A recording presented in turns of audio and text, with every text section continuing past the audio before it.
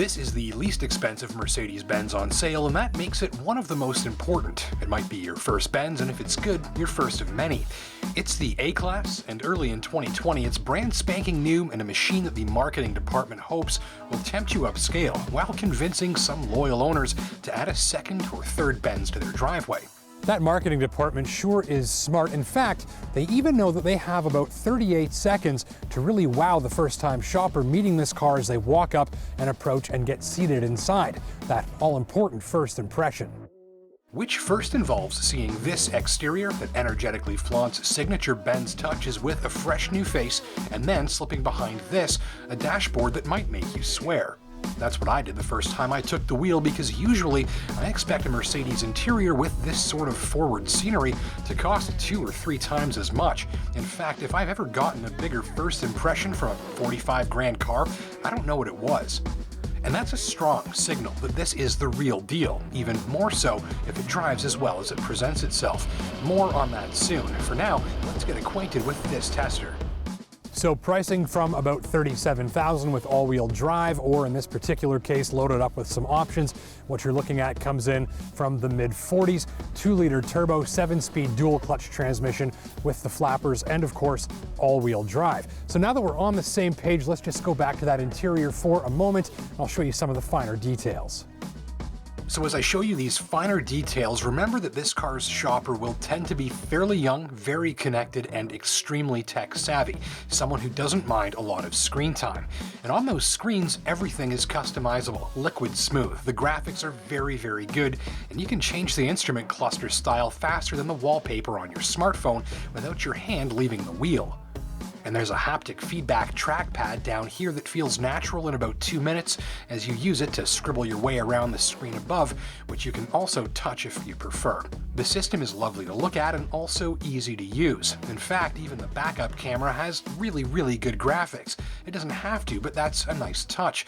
Ditto the way that it's always clean, since mostly it hides out in here. Another nice touch. And nice touches help sell luxury cars, remember. Elsewhere, it's the signature Mercedes climate control console, very generous use of high-end metal trim with the seat heater controls built into the door. And if you're looking, you can find some cheap materials and exposed fasteners, and the seats aren't the fanciest ones I ever did see. Now that probably won't bug you much, really, and especially at night when the ambient fiber optic light show joins the vivid displays, and then what you see from your seat in the dark looks like $1,000,000.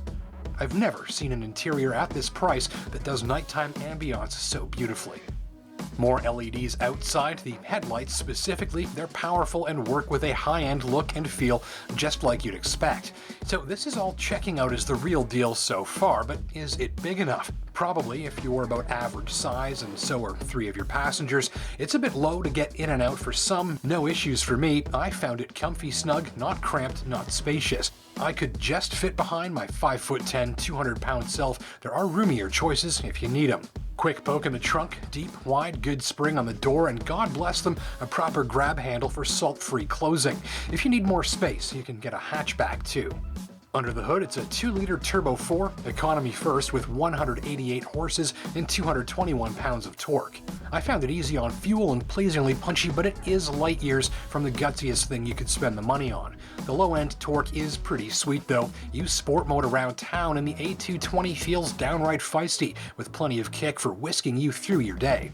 All that torque so low in the revs means lots of low-speed response, minimal noise, and plenty of smoothness. Still, sportier drivers will wish for more jam, they always do, and this little Ford does start to feel less and less punchy at higher speeds.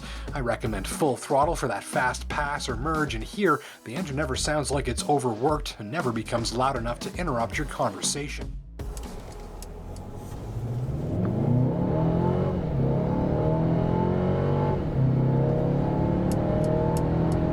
Mostly, and especially around town, it's pleasingly responsive, tastefully restrained, and like the interior, feels like your money's worth.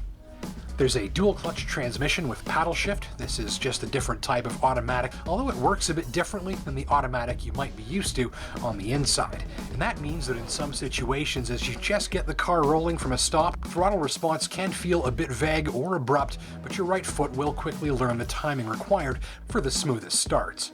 Elsewhere, it's nice and snappy during spirited driving once you're in motion, though I did note a touch of clumsiness on a few gear changes. No issues with the all-wheel drive, these systems just keep getting better, and this is a great example. Specifically, there's immediate bite off the line with no need for a wheel to spin before four-wheel traction is available. That helps with less digging and slipping and more going. It also means the driver feels fantastic bite off the line. Even in deep powder, you can see the car just squat down and saunter off. It's on winter tires. I don't use all seasons in conditions like this, and neither should you. With winter rubber, you really feel that all-wheel drive system picking up on the extra grip and picking up on your vibe to give you what you want, traction galore all the time for one less thing to think about. The braking system picks up on the extra grip from those Pirelli winter boots too, fully capitalizing to give me fast and fuss-free stops over and over and usually in a straight line. Even if you don't like driving in the winter, I bet this car might change your mind. Steering lightens and heavies depending on your speed and situation. It's calibrated expertly, feels great just about all the time, and in sport mode, it's nice and thick and heavy for that fast, precise flick of the wrist feel the sportier folks love. The ride leans a touch sportier than some may like, but just a bit. If you typically find luxury cars to feel too stiff and rigid, I think you'll like what's going on here. Plus, it feels a bit heavier and denser on the road than its size leads on, and the ride stands up fairly well to even the rougher surfaces. Really, it rides right in that sweet spot between sporty and comfortable, but not too much of either. Drivers can fiddle and fine-tune things as well, using comfort mode for laid-back response and an easy-going drive, or sport mode for go-kart steering and hair-trigger torque. Eco mode helps make it easier for you to save fuel, and individual lets you assign a custom mode to your specific tastes. And those drive modes, like just about every other Mercedes all the way up the line, means that you've got push-button access to the exact type of drive that you like. So a lot of good news, but there do remain the gripes. The heated steering wheel switch is invisible from your seated position, so is the climate control temperature indicator. And the gear shifter is this wand that sits where you'll go looking for the wipers, and I never did get used to that or the idea that I might accidentally try and jam it into park while trying to spray the washers. I'm told a computer lockout would prevent catastrophe. Good thing, because I sure am clumsy. So in summary, there are a few quirky gripes that most drivers will overlook in exchange for a great ride, a lovely engine, excellent conduct in the snow, and just how nicely sorted this whole thing feels, doing pretty much whatever you want to get up to. And of course, that's simply one-of-a-kind after-dark drive. It's a solid taste of the luxury motoring high life on the relative cheap. Thanks for watching.